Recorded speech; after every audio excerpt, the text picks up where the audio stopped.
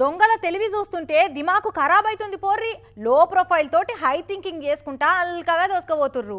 పెయ్యి వంచే పని లేకుండా మంచిగా గిట్టుబాటు అయ్యే జాగాలు చూసుకొని డ్యూటీ ఎక్కుతుర్రు.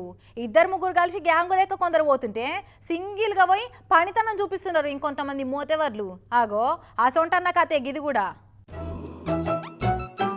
అగో సందులకెళ్ళి మంచిగా గుంటనక్కస్ వచ్చినట్టే వచ్చిండు కదా. మంచి తెలివికాల దొంగోడే ఉన్నాడు. కిర్రు కిర్రు అని చెప్పులు వేసుకుంటే సౌండ్ వస్తాయని అగో చెప్పులను నడుముకు పట్టుకొని వచ్చిండు తెలివిగా. గట్టి రాడ్డే పట్టుకొచ్చిండు కానీ పని అనుకున్నంత అలకగా అయితే అయితలేదు కదా పాపం. తాళం బుర్రల ఇనుపకడ్డి పెట్టి గట్టిగానే ట్రై చేస్తున్నాడు కానీ ఉతకతే అవుతున్నట్టున్నది కాకకు. అరే బాయ్ ఇటు మంచిగా వాస్తు లేనట్టున్నది, ఇటు దిక్కు రాజరా. అగో ఇటు వచ్చి ఇనుపకడ్డి మీద ఎగిరి నిలబడ్డా కూడా పని అయితలేదు కదా. బక్క పలసగుండే వరకు బలం సరిపోతలేనట్టున్నది. ఇంకోవన్నీ దంటకు పట్టుకొచ్చుకుంటే షేర్ ఇయ్యాల్సి వస్తుందని ఒక్కడే వచ్చిండు కావచ్చు.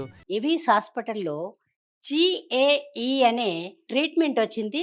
కీళ్ళ మార్పిడి అవసరం లేదు అని చెప్పారు. GAE ట్రీట్మెంట్ తో ఇప్పుడు నాకు నొప్పులు లేవు, ఏం లేవు. ఇక కింద మీద పడి మొత్తానికైతే తాళం బల కొట్టి పనితనం అంతా చూపించిపోయిండు.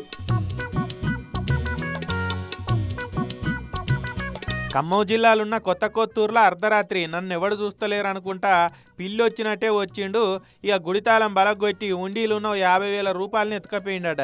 ఇక అయితే దొంగతనం చేసుట్లా రాడ్డు తెచ్చి చెప్పులు నడుము కట్టి గట్టి తెలివితేట్లే చూపించిండు కానీ సీసీ కెమెరా ఉంటుందన్న సోయి లేకున్నట్టున్నది వీనికి. మంచిగా సీసీ కెమెరాకి ఫోజ్ ఇచ్చి మెమరీలో స్టోర్ అయిపోయిండు. అగో అట్లా అడ్డంగా బుక్ అయిండు వీడు. దేవుడన్నా చూసి ఊకుంటాడేమో కానీ సీసీ కెమెరాలు చూసి ఊకవు కదా, వాటి పని అవి చేసుకుంటున్నాయి. ఇక వీని దొరకబట్టి ఇచ్చినాయి.